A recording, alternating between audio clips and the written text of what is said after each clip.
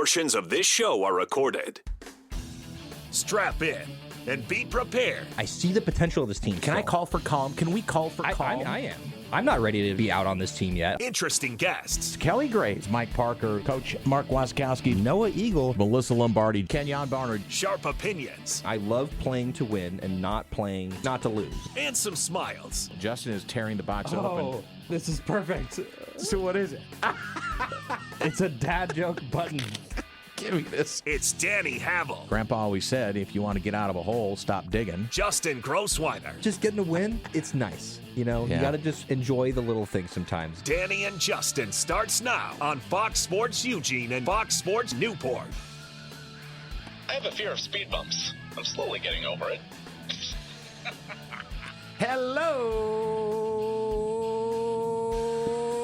Hello, neighbors, and welcome high atop the Delta Triad, the Crystal Palace, from the Bigfoot Beverages Studios, Fox Sports Eugene, Fox Sports Newport.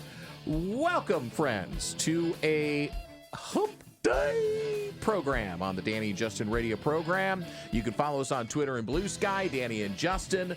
Also, wherever you podcast, Danny and Justin, we're there for you on demand, wherever you podcast. Just look us up. We are there. Lots to talk about today. We'll have the mayor, Travis Demers, to discuss the Blazers. Not great last night in the Bay Area, but they're depleted. Is Deni Avdija really the key to this team? We'll talk about that with Travis and a lot of other things as he's relaxing in his place up in Portland as they get ready for the Hawks coming into Portland tomorrow night. We'll talk about the big news that came out of the Oregon football program, Oregon basketball on the men's side, last night in Lincoln, Nebraska. But first, I'm Danny Havel right over there. My tag team partner, Justin Grossweiner. He's number 10 in your program, number 1 in your hearts. We call him Baby J. What up, boy? Well, today is one of those days where I feel very grateful to have a platform to be able to come on and talk about some of these things that we're going to talk about today. We got some positive stuff. We got some positive things. We got some not so positive. Yeah. And we need to do. kind of dissect a couple of things and not get overreactive I of think it, right? so, too. I completely agree. Okay. But, you And know. the weather's weird. It is. It's Yeah. just The fog. foggy. Yeah. We went out and walked, and It's we got had the smell, you know? the fog is weird to me. There have been really weird things that have happened in fog, and there are movies. Have you ever seen The Mist? The Mist? Have you ever seen the movie The Fog? I have never seen the movie The Fog. Is that the one on the ships? Yes. Okay, I have never Yes. seen it.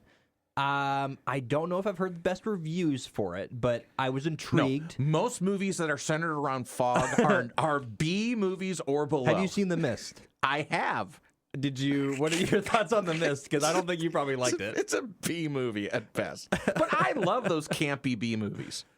I love, do too. Mystery Science Theater 3000 was one of the best shows ever. With the two robots and the guy making comments on really bad movies throughout the entire movie. Because I do that as well. Drives Abigail, my daughter, crazy. But I can't help myself. You have to go into a movie knowing that it's not going to be the greatest thing ever. Expectations Low are everything. Yeah, absolutely. By the way, Woody says on the coast, as you were listening on Fox Sports Newport, he says it's beautiful, low 50s and sunshine. Wow. So they've got it all right Better now. there than here. It is bad right now. My next door neighbor, Diane, celebrating her 75th birthday. They're headed to the coast. So good on them. Speaking of birthdays, And a big birthday for the big kahuna today. happy birthday, Coach Graves. He's 29 years old. He's not listening to us right now. Or maybe he is up in the air. I texted back and forth with him this morning, wishing him a happy birthday. Well, he'll listen on the pod, obviously. Obviously he will. And he gave us a nice like and the thumbs up on Twitter. So, yeah, happy birthday, Kelly. As the Lady Ducks are headed to Iowa as they'll take on the Hawkeyes tomorrow at, I think it's a 7:30 Central Time start. So that's, 5:30 our time. I think so. No. Not that late. No, it is actually later. It's an 8 p.m. tip. 8 p.m. local. 8 p.m. local, so it'll be 6 p.m. on the left coast. That'll be tomorrow night. Oregon men, they ran into the bus, so they hung for a minute. This was a game for the first 7 minutes or so, and Nate Biddle came out blasting. It was great. No Jackson Shellstad again, so Waylon had to carry the load in the backcourt. And it was kind of like the Ducks. Is hitting a brick wall going to be appropriate to say? Yeah. Because they ran into it hard, like full speed, bam, bounced backwards, went boom. You know what it's like, and I think this is apropos for a team that they're facing, is that it's like have you ever gone on a long distance run and then you reach the wall? It's like the same thing. It's the wall. Have you ever reached that wall where you're like, you got to either you break through the wall, seriously, and this is seriously how it goes. You either break through that wall, and this is Tracktown USA. Come on, Dani. Well, okay. First of all, this body was made by cheesecake. I'm not. I'm you not. at least I'm not appreciate fat, how but no, I didn't I make know the what you're assumption that talking you about. hadn't? The runner's wall that you have to push through. You push through it, right? And either you push through it and you're good and you can keep going, or you're done, and it's all mental. That's the thing about it. It's all mental, and I think that's so. The That's thing what you with think this team. happened to Oregon last night. I think it's a little bit mental too. I've been on the optimistic side of this for a while. It's really hard to stay optimistic about what's going on with the men's basketball program right now. And even Coach Altman in the post game was, I mean, he's been this way consistently throughout his career, is hard on himself, hard on his team. But there seemed to be a certain resignation in his voice last night about the realization about where this team can go and what it needs to do and how it gets there. And listen, it's tough. I don't know a lot of teams that if you take your star guard out of the mix can function at a high level consistently. So I'm going to give them a little grace there, but at the same time, you were right when you said they very well could be finding themselves 1-7 in the Big Ten, looking way up at everyone else. And there will be a certain point that it will be hard for a player to keep getting motivated to run out on the floor and run through walls. We're talking about walls. Run through those walls when they face adversity. It's kind of like what I'll relate it to this most recently. What happened to the Oregon State football program where there was a bunch of anticipation and expectation, and all of a sudden it became one loss after another loss. Close games that they could have and should have won. Well, they couldn't break through the wall. And then it was like, we're done. And you could see it on their faces. It's all mental. It's 100%. The sports are, what's the Yogi Berra quote? It's like they're 90%. No, so baseball is 90% mental and the other half physical. Or 90% physical and the other half mental. Yeah, I think it's so true. I mean, obviously the numbers don't add up, but sports are so psychological. So the Ducks are now 8-9, 1-5. They're competitive through much of the first half. They led briefly, back and forth, but then Nebraska closes the half on a 14-2 run. Oregon shot. Here's the thing. Oregon shot 57% from the field in the first half. They were 4 of 10 from 3. This is all without Jackson Shelstad, but they turned it over, and they didn't get their second chance opportunities. And Nebraska, in a game that was a 3-point Oregon lead, ended up on that run, and were up 42-30 at the break. And honestly, you felt like all the gas was out of the tank for Oregon at that point, and they were not going to come back. Wei Lin finished with 14 points. Takai Simpkins had 12. Nate Biddle had 10 on 4-7 shooting. And then nobody else in double figures for the Ducks. They were out-rebounded 34-29. They turned it over 16 times. Nebraska's a good basketball team. Very, very good team. Very good. They hit shot after shot after. They only turned it over 6 times in this game. Hard to beat a team that's doing that. Right. Oregon shoots 6 of 23 from three-point land and 9 of 17 from the free throw line. So now you're not going to win games. So like that. now what makes it even worse is the Ducks come back now and face number 4 Michigan Saturday who has at just 1 been p.m. amazing.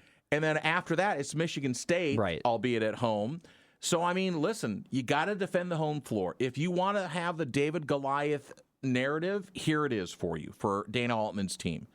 It'll be on NBC. It'll be a national audience. Go out and shock the world, because right now that's what you have to do to get yourself back into relevance.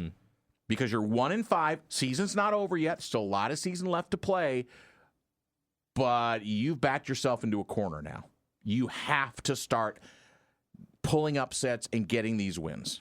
You have to. That's it. And then even after those 2 games against the Michigan schools, they got to go up to Seattle to take on the Huskies against your rival. Yeah. So it's that's always tough to play up there. Put up or shut up time, right now, unfortunately. Yeah, and it's too bad. You just can look at the shot distribution in this game. It just they didn't get their guys the shots, and I think that's what happens when you have your point guard out, right? I mean, Nate Biddle only had 7 shots that whole game. Right. So again, it's also about we talk about not just the shooting prowess of Jackson Shellstad, it's the distribution. Right. It's knowing where to get the ball to help his teammates get into the best position. The Dani and Justin radio program live from the Bigfoot Beverages studios. The mayor, Travis Demers, will be joining us in about 10 minutes. We'll talk about the Blazers' tough win last night in the Bay Area as Golden State led wire to wire in a 119-97 win over Portland. And I really do want to ask this question right out of the gate to Travis about, is Deni Avdija really the cog and the key that makes this team go? Because it seems like he is. Well, I think that's... Are you going to disagree? No, I mean, I was going to ask something similar, but the different angle would be almost maybe you have a better question then. I'll leave it to you. What does a loss like this prove? You can see what a guy does when he's on a court, right? But you can see what happens when a guy is not on the court. So what does it prove when this guy isn't on the court and this is the result? Okay. Basically, is what I was thinking. So the Blazers are now 19-22. Golden State now goes up by 3 full games over the Blazers. They're 22-19. They're right neck and neck in the standings. Portland still holds on to the number 9 spot. Top 10 gets you into the postseason. And if that's the way it ends, you get the play-in games and such. And honestly... Well, technically, it's not the postseason. Oh, stop. Because it's technically all play-in stats, Dani. Oh, I know. So what's the top 6? Well, right? it's still the top 8. 6. Okay. Top 8 make the playoffs still. But so 9 and 10. All the play-in stats, they're neither regular season stats or postseason stats. They're just specifically play-in stats. Isn't that ridiculous? See, this is why you've got to keep trying to pull me over into the NBA because it seems convoluted to me. So we'll talk to the mayor here in just a few moments, who's having phone issues up there. As in the many Portland people are. So this whole thing with Verizon. So you know what? Maybe it's the fog that's protecting us. My phone's working fine. My phone is as well. We both have Verizon. I've got 4 bars and 5G, and this is like a Verizon thing, right? Yes. This is what I've heard. Verizon power I didn't even know about it. Or outage. I've had no problems all day long. Until Travis mentioned it to you, huh? Well, yeah, because it's like I need to do something different to get on the air, and so we worked it out thanks to you. And so now, we'll have Travis on. But yeah, I didn't even realize there was an issue. I didn't either. Somebody had to mention it to me as well, and I also have Verizon. So I think we've been spared. We've gotten a little lucky. Okay. So we'll talk about Dante Moore and Oregon football as if you've been living under a rock, if you're an Oregon football fan, you've been waiting for this day for 4 days. 4 days now. Right. I mean, and Kenyon Sadiq, who, I've got to send a note to his agent. I really wish these players would announce whether they're going to stay or they're going to go like during our program so we can announce it instead of like 32 minutes after we're off the air, just like Kenyon Sadiq did yesterday. Yeah. Well, I mean, we all kind of knew he was going to go, but the official announcement. I have to say, this is a little controversial. Oh. Okay, I'm sitting down. Okay, Do you know go ahead. who he didn't thank? He didn't thank Dante? No, he didn't thank one of the coaches. A very prominent coach on. He didn't thank Will Stein? That's correct. Are you serious? I am serious. Drew Maringer and Dan I did Lanning. not. Well, Drew Maringer was his position coach, right? Of course, and so he had a lot more obviously. influence. Yeah, and he did. So I can see that. I did not read his entire, because everybody now, especially when they're going to leave early, and Kenyon Sadiq, by the way, had eligibility left. He did. So he decided, and it totally makes sense for him. He to will go, be though. a first-round pick. He might be a top 15 Absolutely can pick. be. He could be. Yeah. So it totally makes sense for. I did Kenyon not to go. read his goodbye statement on Twitter, and he did not. Wow, you picked that up. Wow. Well, I wasn't the only one to pick that up. Okay. Yeah. That's I don't Kinda know. interesting, I don't right? know how I interpret that. How do you? Okay, so since you brought it up, the Dani and Justin radio program live from Fox Sports Eugene, Fox Sports Newport. Thanks for tuning in from the Bigfoot Beverages Studios, the Oregon Man Clinics hotline at 541-343-5673. How do you interpret that? Because obviously you brought it up, so you're thinking I think that you it's think interesting. there's something I there. certainly think it's interesting. I think that basically, if we will never know, we're never going to get inside of his head. Maybe 15 years from now we'll know in the tell-all. You book. think he'd answer the question if it was No, asked to him? Absolutely not. I think he'd say, "I loved working with Coach Stein. It He's was a an great coach." oversight. Oh, if he was asked about not putting him in there, Yes. yeah, I don't know. How come you didn't thank Coach Stein? I Your don't know. offensive coordinator. I don't know. I think that it could go either way. I think it could be one of those things where, those were the two coaches that he felt closest with. Or maybe there is a little bit of subtext of, hey, this is a guy that before the season we thought might have 100 targets and make like a ton of catches and be that true number one type of option. And he never really was that. He was always this sort of, he was around, don't be wrong. He led the team in touchdowns with 8. But So that's where I want to go with this. Is there some underlying subtext with the coaching staff? Yeah, Well, and I think that especially there's the something to way be he was said. not utilized That's what I'm saying. in the Peach Bowl, and especially not with a just that's depleted. what I'm saying. It's not just the Peach Bowl. If you think about so the all season last long, three there ga- could have been more force feeding of Kenyon Sadiq. We There just talked about wasn't. it before the roll up of the season. How we thought this was going to be a breakout year, Right. We thought for Brock utilizing. Bowers. That's what we were thinking. Yeah, It's not that's exactly It what we wasn't that talked he about. wasn't really good, but we thought that there was another level to this. And I think there is something to be said about. By the way, Cooper Perry committed to Cal today. Oh, So, he did. Oh, yes, he did. Shocking and So surprise. that's what I'm saying. I think there's something to be said about.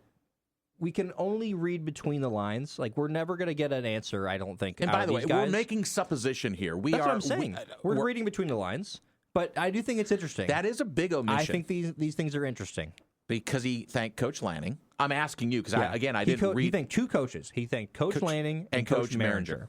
Who Coach Maringer is going to be the new OC. Correct. We still I have think not. so. I don't know if that's official. Is that official? No, I think it pretty much is official. Okay. We don't know who the new DC is going to be. Okay. Because Chris Hampton It's hard to keep track is like of all these things. Okay, Chris We don't even know Hampton's what the kind of roster like is. the leader in the clubhouse, the secondary coach, who's been a defensive coordinator before at Tulane and other places. But there could be somebody from the outside that Dan Lanning wants to bring in, another good young coach. That is like the to be determined thing, but it has not been officially named. But now Tosh Lupoy and Will Stein have been scrubbed from the Oregon site. They're now their head coaches at Kentucky and Cal. And there's been, have also you seen kind of the hubbub that's been going on about how, quote unquote, Tosh Lupoy went to all the guys that were in that second tier and said, yeah, come to Cal. You'll start for I me didn't at see Cal. anything about this specifically, so I don't want to comment Again, on rumor. and an innuendo. I'm just saying, but there's been quite a few in that second tier. What I will say is this. Let's see where they land. Okay, go. I agree. And I do think that something that will benefit Oregon if they're in the position they were in this year, next year, will be that you hope that they don't have two coaches that were 1 foot out the door on their way out, basically. Well, so this might be, we've talked about this already. We're going to keep talking about it until they fix it, just like they need to fix preseason rankings and that, is that they must fix the college calendar. It is so broken. You cannot let coaches leave during a season. And there's a way to do that. It's such an easy fix. It boggles my mind that they haven't figured out. If stupid me can figure it out, how come they can't figure it out? I don't Well, know. things we don't have to figure out is the great Travis Demers, the mayor of Rip City, is going to come up next here on the Dani and Justin radio program. We're going to talk all things Blazers. Tough one last night in the Bay Area, but he's settled down in his comfy couch and his hoodie is on, and we'll have the mayor next here on the Dani and Justin radio program. We will crack open the discussion of Oregon women's golf, a big signing for Derek Radley, by the way. Somehow not surprising. We'll dive deeper into the portal a little bit more because now with Dante Moore coming back for Oregon, I think there is now that exhale now, so we can talk about what the We can Oregon talk about what team's this means. It's nice and big. And Oregon tennis is returning. You got a couple of opportunities to see the tennis team. I mean, we don't, I want to pull the Olympics portion into this thing. Yeah. Yes, actually, because we need to make sure we're doing that. We might not want to be talking about men's basketball. I think we're going to have to. Yeah, I know. We At will. least some. Let's head on over to the Oregon Athletics hotline at 541-343-5673. Live from the Bigfoot Beverages Studios, Fox Sports Eugene, Fox Sports Newport's the Dani and Justin radio program. Do I have all of those things correct? I think I do. By the way, big bets on Friday. You and I are going to be live at Coquel. Goose is going to be in studio with Woody. We're going to have a new format, and we're going to reveal the Super Bowl party winner, the Super Bowl suite winner, Friday live down there in Coos Bay, and then you and I are going to trip the light fantastic. And I'm going to take you to the Pancake House. I don't know what that means. I will tell you. I can't say it on the air. All right. Okay, let's head on over there, and let's welcome in our good friend Travis Demers, who I get to see for the first time as we do the interview. You can't because you're over there. I know. So, Mayor, got pretty ugly last night in the Bay Area. Yeah. So, let's start there. And I want to start with, is Deni Avdija going to be the guy that's like the cog for this team? Like, if he's not an influence or he isn't in that game, or is this just an anomaly? It was just an off night for the Blazers because it seemed like there wasn't that juice and that energy that we've come to expect over the last couple of weeks. Is yes to all of those things a bad answer? I'll explain. Okay. I'll explain. Go. So in the way the Blazers are currently constructed with who's healthy and who's not, absolutely. When he's not there, it's the first game he hasn't played this season. The first half was a complete disaster. It was awful. Drew Holiday played 5 minutes in the first half. They're still trying to work him back into, maybe it was 8 minutes, whatever it was. It wasn't a lot. But considering every other primary ball handler and somebody who can initiate the offense is not out there, that's one of the reasons why Deni has had to be that guy, right? So Drew Holiday started the third quarter, and he played the first 11 minutes of the third quarter, and they went on a 15-2 run. Right. Yes, Deni Avdija is that important to this team.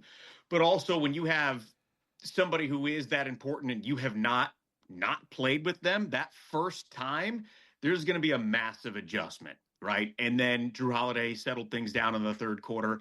I don't know how long Denny's going to be out. I don't know if he's going to play tomorrow. I don't know if he's going to play, if it's going to be a month from now. I have no idea. I know back issues aren't something to mess around with. But right now, with the players that are available, it's a big hit, especially until Drew comes back at full strength. It sounds like Jeremy Grant's going to be coming back sooner rather than later. So all of these things are good. What about what about Scoot then? What do we hear about Scoot? Well, I have no idea. I heard something from somebody completely off the record. It's like a source of a source, and it's like I don't know if I trust it or not. So I think it would be completely irresponsible. Let's not deal with rumor in India. Indiana. Let's not worry about that part of it then. So the point is I don't know. Hopefully, the All-Star break's coming up in a few weeks. I'd like to see him before then, but I really don't know. Well, and how difficult does it make it when you have this almost like carousel of injuries where you get back Drew Holiday and obviously Jeremy Grant's like kind of on the precipice of coming back, but then all of a sudden now Deni Avdija is out. Right. Makes it real difficult for the coaching staff. It makes it real difficult to get in any kind of flow because when they were playing at their best in the last couple of weeks, the guys that were out there had played a lot of minutes together.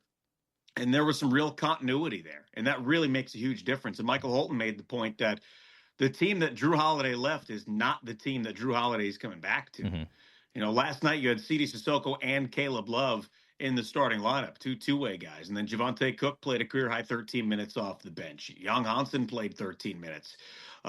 You had guys that were nowhere near the rotation when the season started, starting and playing key minutes and being important players. So the guys that have been in there yes, they've been fueled by Deni, but they've also played really well. They've been empowered by the coaching staff. And anytime a wrinkle gets thrown in there is going to be an adjustment. And I'm not talking about Deni being out. That's more than a wrinkle. I'm talking about, Right. Drew Holiday coming back and playing with Sure. some of these guys for the first time, or, Jeremy Grant coming back and trying to get everybody back in rhythm. And there's always an adjustment period with that. And they're also playing a team that they had beaten 3 times earlier this season. And so certainly one right ahead of them in the standings that they were going to want to win. As the voice of the Trailblazers, Travis Demers, is with us here on the Dani and Justin radio program. Something interesting to me as well from last night, and I want to preface this question by saying this is not a criticism, but I do think it's interesting. Shaedon Sharpe, 19 points in this game. He did lead the second in the team in shots and with 15. Would the next step for Shaedon to be, hey, you got your number one scorer out, and he's a guy that we know he's an explosive scorer. I'm not saying that this is something that he is going to be asked to do right now, but would the next step for him be to be that guy that you can turn to that one night and be like, hey, you're getting 30 shots, and we're just going to, we want you to be able to get 30, 40 points, and that's just how it is tonight. Is that the next step for Shaedon maybe? Yes, but I also think there's some unfairness in there, and that's not a criticism of you in any way. It makes total sense that, like, okay, well, Deni's out, so that means Shaedon's got to be the guy who's putting up all the shots. The problem is that the Warriors knew that too, right, and they're a top 10 defense in the NBA. Watching that game, the spacing on the floor without a true ball handler was horrible, right? Because guys were getting clogged up. The first 4 points of the game, it took him a couple of minutes to score, was Shaedon just driving to the rim and making a play. And he had a few of those. And then his mid-range shot was falling in the third quarter when he was, having fadeaways and things like that. But there just weren't a lot of clean looks. There were some threes that were missed, certainly. I think they had, 5 airball threes yesterday. At one point, they had more airball threes than made threes in the first half. That's not a good thing. No. But also when you're playing from behind like that and you get down in a hurry, everybody starts pressing.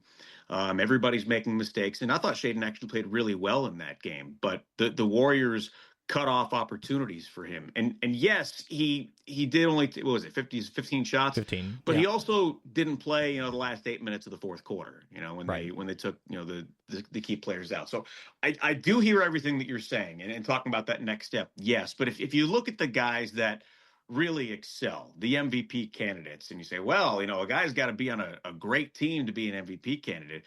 Part of that is true because of the attention, but part of that is when you're on a great team and you have other players that can get the job done and hit shots that you can rely on, and you're not the only offensive player on the floor, and there was a lot of that last night. It opens things up. It opens the floor up. It opens shots up. It opens opportunities for ball rotation.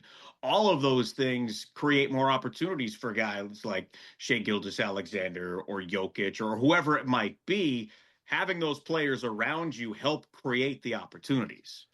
So I want to talk about schedule in a moment, but I want to kind of dovetail off of what you're talking about in terms of expanding and helping growth. So we've talked in the past a lot about like a Donovan Clingan or some of the other younger players and giving them opportunities to grow and increase their skill set, and that comes through trial by fire. You got to get in there. You got to do it. You can't do it sitting on the bench watching. You got to go out and just bump and grind and do those things. So is there a bit of a silver lining in, I don't want to, I'm trying to turn the pancake on the other side with somebody like Deni going out, giving other people minutes. Yes. So is there a silver lining where Thiago Splitter can look at different lineups and say, I can put these guys together and see what they do? And what does that look like, Travis? 100%. I mean, absolutely. There's no question about that, because you look at Caleb Love, he's proven to be an NBA player. And the opportunities that he's had in the last 30-plus games, we knew he could shoot. His mid-range game has been incredible. Now developing his ability to finish at the rim, which he is good, but he just doesn't understand when NBA players are going to block his shots. And that all comes with reps, right? Same thing with Sidi Sissoko. And we've seen this over the years with the Blazers the last couple of seasons of players who probably would not normally have had a lot of opportunities that have become key players the next year, whether it be somebody like Trendon Watford or Jabari Walker, even somebody like Skylar Mays, who's around for a little bit. When this team was really struggling and needed bodies, he was a good player. Things like that to get these guys more opportunities. And I think that's really, really important for this team. But one other thing I want to bring up, and I don't want to say who told me this, because I don't think he wanted me to attribute this to him. Okay. But there has been a philosophy with this team with the young players. And I've heard a lot from fans over the last couple of years that why isn't Scoot out there in this situation? Why is he on the bench? Why isn't Shaden Sharp out there? Why is this? Why is that? Okay. And one of the things that you see from young players is they develop bad habits. And there's been a couple of players that from the outside have been, and these are not my words, these are things that other people have said, that like a Jalen Green, so to speak, who was just given the keys right away. You develop a lot of bad habits that way. And it's taken him a while. Now he's looking really good in Phoenix when he's been available because he's worked out of some of those things. And they kind of had training wheels or bumpers on the team, on some of the young players, because they didn't want them to develop those bad habits. And yes, playing time and reps matter, but it's also the type of reps and the type of situations they get that are really key too. Obviously, this game kind of one you need to flush. They'd beaten the Warriors a couple times before this season. No Deni in this game, so kind of hard to evaluate a lot of stuff, although you can evaluate some of those things we were just talking about. Yep. I want to talk about the Atlanta Hawks, though. They are the next team on the schedule. Without Trae Young. I'm sure you know. And that's what I want to talk about, because this is a team that... I was there, by the way, when they traded him away. Oh, really? In Atlanta? I was in Atlanta when they traded him away. Was there like a buzz? Oh, the sports talk, it was on fire down in Atlanta. Well, dare I say C.J. McCollum and the Atlanta Hawks? Oh, my God. Right? C.J. comes back in another uniform. Travis, were you surprised about the way... Well, first of all, the fact that the Hawks have been kind of a disappointment this year. They were kind of the sexy pick maybe in the East at times. But the fact that not only did they trade away Trae Young, they basically gave him away for a bag of chips. Yeah, I thought it was a good move, actually. I don't understand the move for Washington, because you look at all the things that Trae Young does. Yes, he's a terrific offensive player, and he can be a closer for them, and they have gotten to an Eastern Conference final with him. But they're on the hook for a $50 million option for next year, and then an extension. And Washington already has a young point guard in Bub Carrington. And you look at Atlanta's defense, they were 11 points per 100 possessions worse with Trae Young on the floor because of the defensive issues. Now, look, C.J. McCollum's not a great defensive player by any right, but Jalen Johnson is the guy going forward with that team. Right. They have a number of young players. So this was basically just a salary dump for them, and they chose a direction. And I think it was the right direction. And that's not saying Trae Young is a bad player or a cancer or anything like that. I actually thought, from everything that I've heard, I've got some friends down in Atlanta, he was a great teammate. Yeah, absolutely. But things just really didn't work out. They unraveled fast down there. Exactly. So I thought it was a good move for Atlanta. And I think in the big picture, McCollum and Porzingis have expiring deals. They're going to have a lot of money. It's a desirable place to go play in an Eastern Conference that doesn't have really a top-tier team right now. Maybe Boston becomes that again someday, because they still look pretty darn good. But there's going to be some free agents who want to go there, and they're going to have money to go along with Jalen Johnson and some of the other young players. I actually thought it was a win for Atlanta and not exactly a win for Washington. Travis Demers, the mayor of Rip City, joining us on the Dani and Justin radio program. Thanks for tuning in here on a Hump Day program as we talk Blazers and the upcoming schedule. Blazers take on the Hawks tomorrow night at Moda. It'll be a 7 p.m. tip. And Mayor, by the way, you can follow Travis Demers on Twitter and all the other social handles. He's got TikTok and all that other stuff at Travis Demers. You can find him everywhere. Just type in Travis Demers and he'll pop up. Maybe he'll even do a recipe for you. I don't know. You can. You can? Okay, beautiful. So I want to talk about schedule, because if there is a silver lining, again, I want to look at the other side of the pancake, is the schedule starts to become a bit easier for the Blazers. They've gone through this gauntlet. And honestly, in the last couple of weeks, like I said, I've been very encouraged by seeing what's on the floor and how competitive they've been, won a couple of games. And now it's going to lighten up as we start to move into the All-Star break and beyond. So talk about that and how, if the Blazers can get healthy, they can make a little run here. Yeah, they absolutely can, because coming into this point, going into last night, they had the third toughest schedule in the NBA and the second easiest schedule the rest of the season. So halfway through the season, they've got 19 wins. They're ahead of last year's pace. They're going to get guys back at some point. And yeah, they do have the second easiest schedule left in the NBA. I think home games and road games are pretty split. Tomorrow is game, 21 at home, so they're pretty split there. But they've also got some time off. After this next stretch of 3 games in 4 nights, they've got 3 days off before a couple of home games, and then a 7-day road trip that only has 3 games. We're going to Boston a day early and getting a day off there, then playing the Celtics and Wizards back to back. Nice. And then 2 days off, and then the Knicks. So there is some rest time in this situation. They haven't played Washington yet. They still have a couple of games left against Utah. They haven't played some of the worst teams in the league yet. So they're done with the Thunder. They've already played the Spurs a couple of times. They've played the Celtics. They've played the Knicks. They've played Detroit twice. Love it. They have a lot of those really difficult teams are off the schedule. They played Houston 3 times and beaten them twice. So even if we don't see this complete influx of guys coming back in the near future, I'm really optimistic about the rest of the season. And the Western Conference is so interesting right now because you have the Oklahoma City Thunder at number 1. They're 34-7. The Spurs are 27-13. The difference between them at number 2 and the number 7 Phoenix Suns, it's like 3 games. Yeah. It's so close between 2 and 7. So I guess the question would be, because there's the schedule, you're going to play some easier teams, but there's also the math part of it.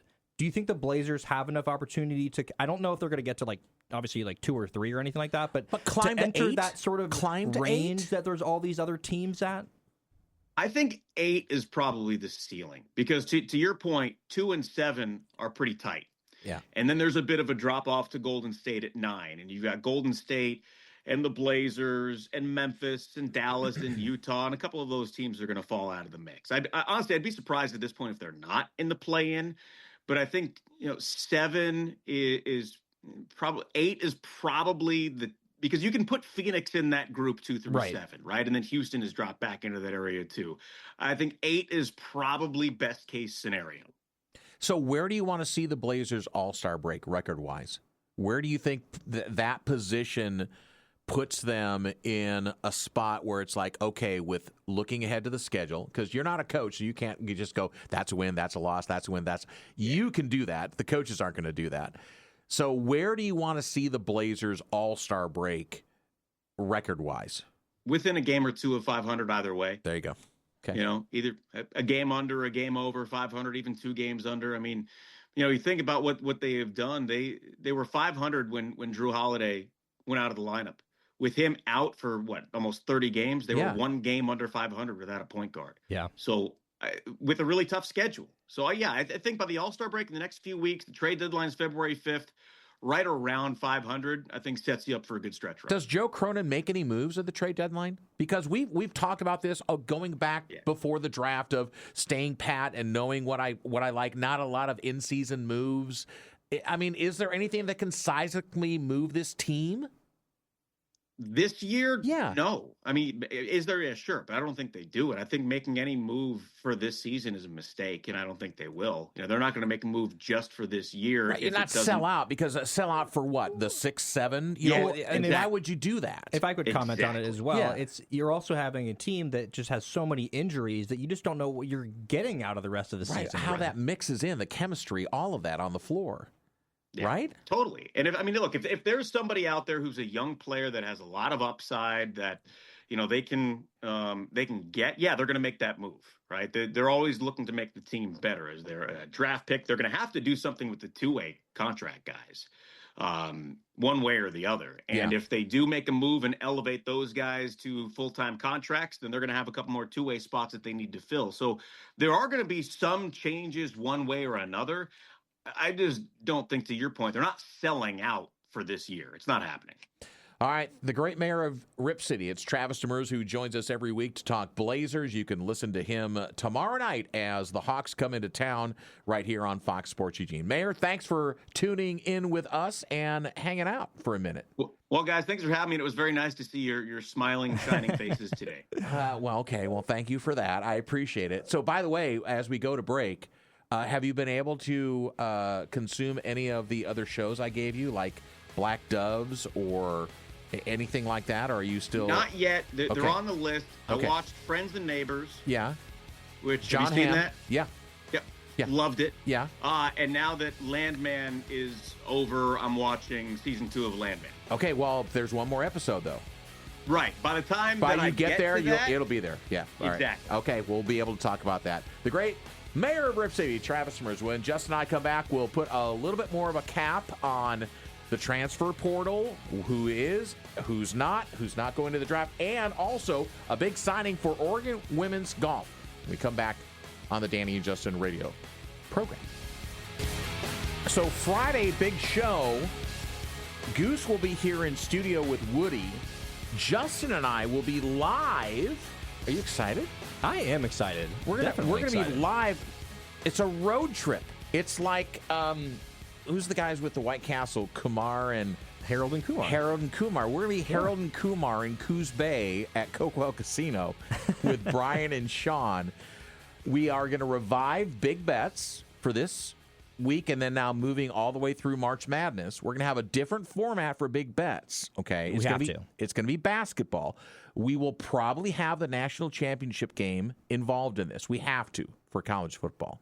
We have to, Justin. Yeah. I think it's probably going to be within a 10-point spread.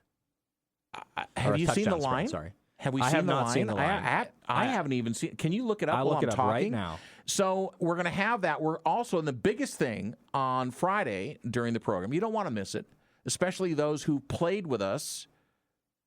I don't know if I want to say it like that, who participated in the Big Bets for football. Those who called in, those who won, who get extra entries. One of you are going to win a suite at Cokewell Casino for you and friends to watch the Super Bowl, which is really cool. Pretty so cool. we're gonna unveil that Friday. Justin and I will be live down there in Coos Bay. Goose will be here in studio. What's the line right now in the national championship game? Well, I'll ask you first. The line started at Indiana by 7.5. What do you think it is now? 5.5. 8.5. Okay, well, so it doesn't fall in our parameters. No, so it does not. Unless it falls under 7, we can't use it. Yeah, they really like Indiana. So we have to as well adjust things, and I think we have to do point spreads. We have to start doing point spreads when we come to basketball. We just can't do straight up, straight down because I don't think we're going to find enough games. We can't go 7 points on a basketball game, Right. Because that's like A super tight game. yeah. Yeah. So we'll give you all the rules, but so tune in on Friday. Okay. So Dante Moore coming back, and I think. Well, by the way, first of all, I mentioned this. I teased it as we went in. Derek Radley, who is the golf coach at the University of Oregon, announced a big signing. Catherine Rao is a top 100 ranked player in the world, was the Ivy League Player of the Year for Princeton in 2024-25. She's coming to Oregon for a program that made it to the national semifinals last year in collegiate golf. So she was a true freshman in 2023, Ivy League Rookie of the Year, and she's originally from Camaro, California. So she's coming back, and she's going to come to Oregon. So a big addition for Derek Radley's squad on the golf side. Oregon men's tennis returns to the Student Tennis Center this week, hosting a pair of Oregon teams from the north, Portland State and Portland, on Thursday, Sunday, and Saturday.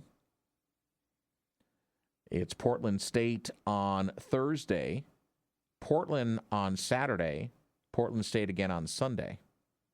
And the Duck men's tennis team, 2-0 on the season. So there you go. All right, so let's talk about Dante Moore again and the ripple effect, because you throw a rock in the water, the ripples go out, and now the rock's been thrown. Dante says, back in Eugene going to forego the NFL.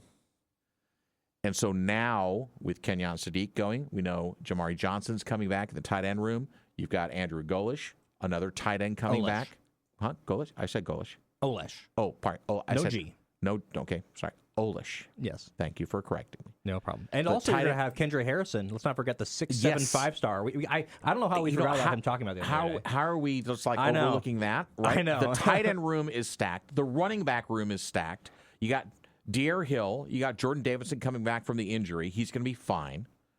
And I think there's a couple of running backs that are already been signed, not out of the portal, but out of high Tre'Davion school. Ball. People really expect him to be an immediate contributor. He's out of Tarkana, Texas. And you got De'Corian Moore coming back. Or Texarkana, I'm sorry.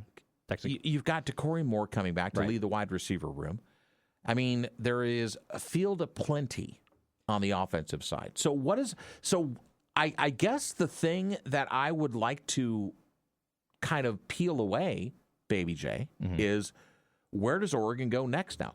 What do you need? Do you need to keep bolstering the line? Offensive line. And defensive Absolutely, line. right? Yeah. Get that second tier. Well, there's rumors that they're going to be in the mix for Jordan Seaton, who is a very highly regarded. They're going to have to open up the wallet for well, that. this is They- Oregon. I'm just saying. Okay. You bring back a guy like Dante Moore, you're a championship contender. I mean, we're not talking. I mean, this is a championship or bust season, Danny. Something I thought was really interesting. Josh Pate talked about with Clemson coming into this year. And by the way, we're going to effort Josh Pate next week, by the way. Would that be very exciting? But he talked about how Clemson coming into this year brought back a lot of returners, but one thing that happened to them was they had reached their ceiling already.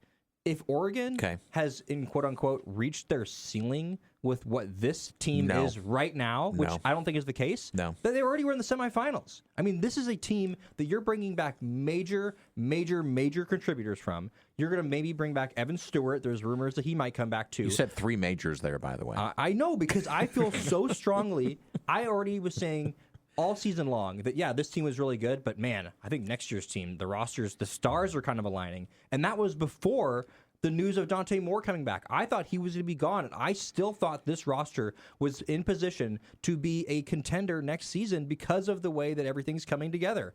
And now you get the fantastic start to an offseason where you bring back your starting defensive linemen, all 4 of them, and you bring back Dante Moore. I know, people, you have a sour taste in your mouth a little bit, some of you, because of the way that the last game ended. It was a tough game for Dante Moore. It wasn't the way he wanted to end. I was saying in the second quarter I thought he was going to come back. And guess what?